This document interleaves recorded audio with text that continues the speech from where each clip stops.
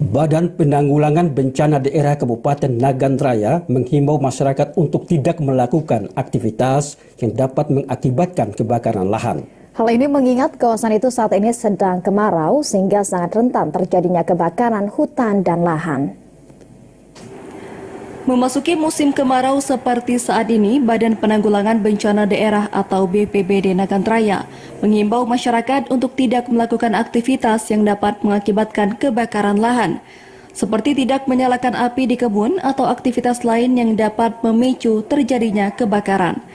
Hal itu disampaikan Kepala Pelaksana BPBD Nagan Raya Irfan Darinaldi.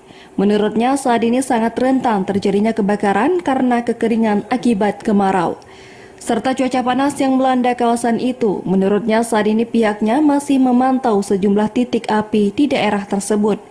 Namun masih dalam skala kecil dan masih bisa dipadamkan petugas. Namun masyarakat diimbau tetap mewaspadai kebakaran lahan yang kapan saja bisa terjadi. Kepada masyarakat untuk memperhatikan lingkungan sekitar, berhati-hati dalam melakukan pembuangan puntung rokok ataupun tindakan-tindakan lain yang bisa mengakibatkan menjadi pemicu api, terutama untuk pembakaran lahan.